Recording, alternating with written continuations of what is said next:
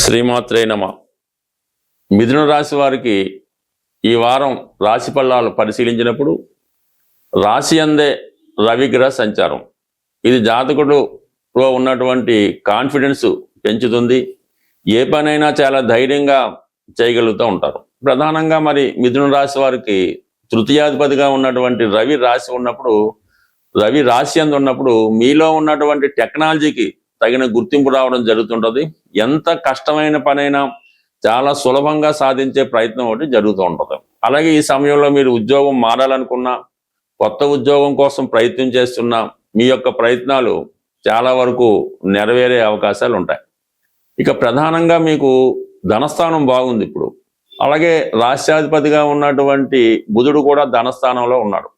అంటే రెండు శుభగ్రహాలు ధనస్థానంలో కలిగినప్పుడు ప్రధానంగా కుటుంబ సభ్యుల యొక్క ఆదాయం పెరగడం కానీ, కుటుంబ సభ్యుల నుంచి సంపూర్ణ సహకారం రావడం కానీ జరిగే అవకాశం ఉంటుంది. కుటుంబంలో ఏదో ఒక శుభవార్త జరిగే అవకాశం ఉంటుంది. చిన్న చిన్న ఫంక్షన్స్ కానీ, పార్టీలు కానీ, పెళ్లి చూపులు కానీ, వారి స్థాయిని బట్టి పుట్టినరోజు వేడుకలు కానీ ఏదో ఒక శుభకార్యం జరుగుతుంది. లేదంటే మీరు కుటుంబ సమేతంగా ఏదైనా ఒక శుభకార్యంలో ఈ వారం పాల్గొనే అవకాశం అది ఉంటుంది. అలాగే ఏదైనా స్థిరాస్తి కొనాలనే మీ ఆలోచన తప్పకుండా నెరవేరే అవకాశం ఉంది. ఇది విద్యార్థులకి చాలా ఉత్సాహకరంగా ఉంటుందన్నమాట. అంటే రాష్ట్రాధిపతి బుధుడు గురువుతో కలిసినప్పుడు మంచి గురువు లభించడం, మంచి మిత్రులు లభించడం, వారి యొక్క సాంగత్యంతో జాతకుడు తన నడవడికను మార్చుకొని చాలా చక్కగా విద్య మీద తన దృష్టి పెట్టడం జరుగుతుంటుంది. ఇక మిగతా విషయాలు పరిశీలించినప్పుడు 12వ స్థానంలో కుజగ్రహ సంచారం ఇది లాభాధిపతి వ్యయ స్థానంలో ఉన్నప్పుడు ఆర్థిక పరమైనటువంటి ఒత్తిడి ఎక్కువ ఉంటుంది. అంటే ఖర్చులు విపరీతంగా పెరుగుతూ ఉంటాయి. ఇది తప్పనిసరి పరిస్థితుల్లో మీకు రక్త సంబంధికులకో లేదంటే మీ మిత్రులకో ఎవరో ఒకరికి మీరు ఆర్థిక పరంగా సహకరించవలసి ఉంటుంది.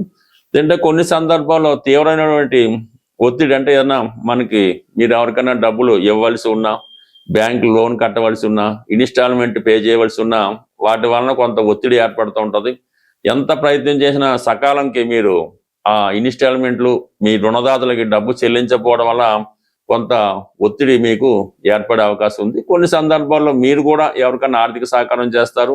భూముల మీద, స్థిరాస్తుల మీద పెట్టుబడి పెట్టడం కూడా జరుగుతూ ఉంటుంది. బట్ ఏదైనా కుజుడు 12వ స్థానంలో ఉన్నప్పుడు ఫైనాన్స్ పరంగా స్ట్రగుల్ ఏర్పడుతూ ఉంటుంది. కారణం ఏంటంటే లాభాధిపతి వ్యయంలో ఉన్నాడు. అందువల్ల ఏంటి వచ్చిన ధనం అంతా వేరే అవసరాలకు ఖర్చు అయిపోతుంటది. అసలైనటువంటి ఖర్చులు ఆ విధంగా ఉండిపోవడం జరుగుతుంది. దానికి తోడు ప్రధానంగా శుక్రుడు మీకు వ్యయాధిపతి, పంచమాధిపతి అనేటువంటి శుక్రుడు తృతీయ స్థానంలో కేతువుతో కలిసి ఉన్నాడు. అందువలన సరైన సమయంలో సరైన నిర్ణయాలు తీసుకోలేకపోవడం, ఈ స్పెక్యులేషన్, షేర్ మార్కెట్ అటువంటి వాటిలో ఇంట్రెస్ట్ ఉన్న వాళ్ళు కొద్దిగా ఈ సమయంలో ధన నష్టం జరిగే అవకాశం అది ఉంటుంది. అందువలన కామన్గా ఆర్థిక విషయాల్లో చాలా జాగ్రత్తగా మీరు నిర్ణయం తీసుకోవడం మంచిది. ఇక ప్రధానంగా మనకి దశమ స్థానంలో శని భగవానుడు ప్రస్తుతం రేవతి నక్షత్రం మీద, అంటే ఏదైతే మిథున రాశి వారికి రాష్ట్రాధిపతి అయినటువంటి బుధుడు ఉన్నాడో ఆ బుధుని యొక్క నక్షత్రం మీదే శని భగవానుడు సంచరిస్తూ ఉన్నాడు. అందువల్ల ఏంటంటే మీరు ఎంత ఎక్కువ చిన్న పనికి కూడా ఎక్కువ కష్టపడవలసి ఉంటుంది. చాలా కష్టపడితే తప్ప ఫలితాన్ని పొందలేకపోతుంటారు. చాలా పనులు ఫ్యూచర్కి వాయిదా వేద్దామనే ఆలోచనలో రావడం జరుగుతూ ఉంటుంది. అలాగే కొన్ని సందర్భాల్లో కొన్ని కొత్త అవకాశాలు కూడా ఈ సమయంలో మీకు రావడం జరుగుతూ ఉంటుంది. అంటే ఉద్యోగం మారాలనే ఆలోచన, కొత్త వారు మీకు ఏదైనా ఆఫర్ ఇవ్వడం, ఇటువంటి అవకాశాలు కొన్ని రావడం జరుగుతూ ఉంటుంది. బట్ ఏదైనా ఈ సమయంలో మీరు మంచి అవకాశం వచ్చినప్పుడు మారడానికి కూడా నిర్ణయం తీసుకోవచ్చు. ఎందుకంటే రవి రాశి అందు ఉన్నప్పుడు ప్రభుత్వ సంబంధించిన కార్యక్రమాలు చాలా సులభంగా జరుగుతుంటాయి. మీలో ఒక గ్లో, ఒక ఆకర్షణ పెరగడం వల్ల ఎక్కడికి వెళ్ళినా కూడా మీ మాటకి ఎక్కువ విలువ కనబడుతుంటది. కాబట్టి మరి నిరుద్యోగులు లాంటి వాళ్ళు ఎవరన్నా కూడా ఈ సమయంలో కొత్త ఉద్యోగ ప్రయత్నాలు చాలా వరకు ప్రయత్నం చేయడం మంచిది. సర్వసాధారణంగా ఈ మిథున రాశి వారికి ఎలా ఉంటుందంటే, వారు ఎక్కడైతే ఈ ఇంజనీరింగో లేదంటే ఇంకొక కోర్సో పూర్తి చేస్తారో ఆ ప్రాంతంలో మీకు పెద్దగా సక్సెస్ అన్నది రాదు. అంటే మీరు పుట్టిన ప్రాంతానికి దూరంగా వెళ్ళినప్పుడే మీ ఉద్యోగ ప్రయత్నాలు ఫలిస్తాయి, ఉద్యోగంలో అభివృద్ధి కూడా రావడం జరుగుతుంటుంది. అంటే ప్రధానంగా ఈ మిథున రాశి వారికి దశమ స్థానం అన్నది మీనరాశి అయిందన్నమాట. ఈ మీనరాశి సహజ రాశి చక్రంలో 12వ రాశి అవటం వల్ల మీరెప్పుడూ కూడా విద్యకైనా సరే, ఉద్యోగానికైనా సరే దూర ప్రాంతంలో చేసే ప్రయత్నాలు చాలా సులభంగా జరగడం జరుగుతుంది. ప్రధానంగా ఈ వారం ఈ జూలై 10వ తారీఖున ఏకాదశి రావడం జరుగుతుంది.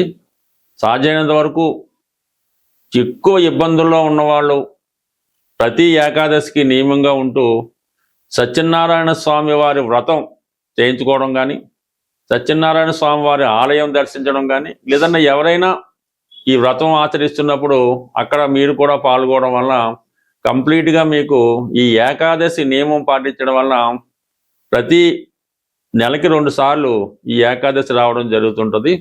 మీరు ఒక 11 ఏకాదశులు అనుకొని ఈ నియమంగా ఈ 11 ఏకాదశులు చక్కగా పాటిస్తూ సాధ్యమైనంత వరకు మీ పెద్దవాళ్ళు చెప్పిన విధంగా ఉపవాసం మిగతా కార్యక్రమాలు చేసుకోవడం వల్ల ప్రతి వారం మీలో కంప్లీట్గా ఇంప్రూవ్మెంట్ రావడం జరుగుతుంటుంది.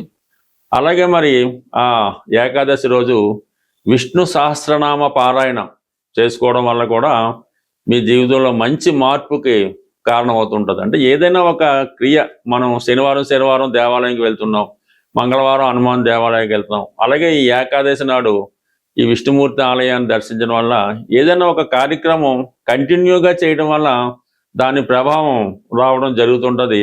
అంతే తప్ప ఏదో నెలకోసారో వారానికోసారో ఆ విధంగా వెళ్ళడం వల్ల ఏ ప్రయత్నం జరగదు.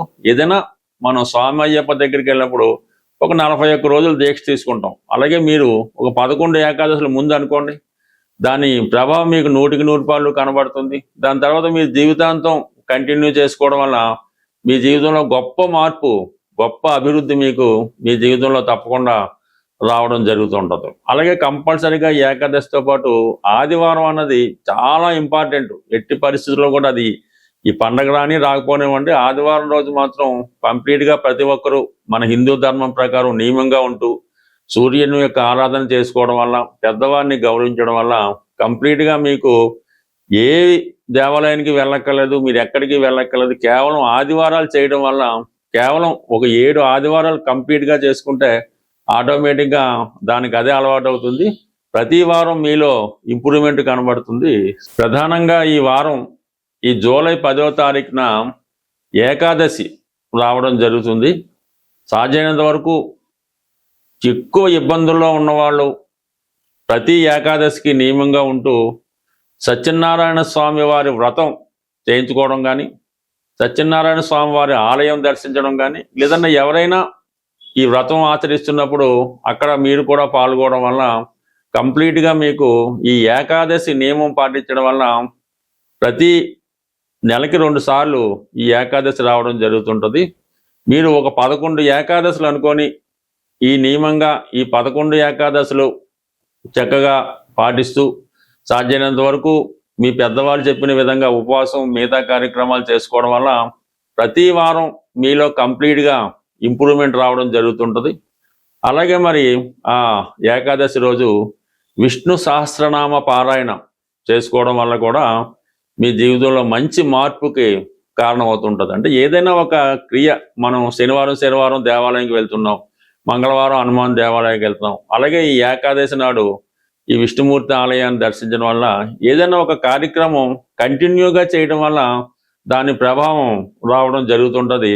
అంతే తప్ప ఏదో నెలకోసారో వారానికోసారో ఆ విధంగా వెళ్ళడం వల్ల ఏ ప్రయత్నం జరగదు. ఏదైనా మనం స్వామి అయ్యప్ప దగ్గరికి వెళ్ళినప్పుడు ఒక 41 రోజులు దీక్ష తీసుకుంటాం. అలాగే మీరు ఒక 11 ఏకాదశులు ముందు అనుకోండి, దాని ప్రభావం మీకు 100% కనబడుతుంది. దాని తర్వాత మీరు జీవితాంతం కంటిన్యూ చేసుకోవడం వల్ల మీ జీవితంలో గొప్ప మార్పు, గొప్ప అభివృద్ధి మీకు మీ జీవితంలో తప్పకుండా రావడం జరుగుతుంటుంది. అలాగే కంపల్సరీగా ఏకాదశితో పాటు ఆదివారం అన్నది చాలా ఇంపార్టెంట్. ఎట్టి పరిస్థితుల్లో కూడా అది ఈ పండగ రాని రాకపోనివ్వండి, ఆదివారం రోజు మాత్రం కంప్లీట్గా ప్రతి ఒక్కరూ మన హిందూ ధర్మం ప్రకారం నియమంగా ఉంటూ సూర్యుని యొక్క ఆరాధన చేసుకోవడం వల్ల, పెద్దవారిని గౌరవించడం వల్ల కంప్లీట్గా మీకు ఏ దేవాలయానికి వెళ్ళక్కర్లేదు, మీరు ఎక్కడికి వెళ్ళక్కర్లేదు. కేవలం ఆదివారాలు చేయడం వల్ల, కేవలం ఒక 7 ఆదివారాలు కంప్లీట్గా చేసుకుంటే ఆటోమేటిక్గా దానికి అదే అలవాటు అవుతుంది.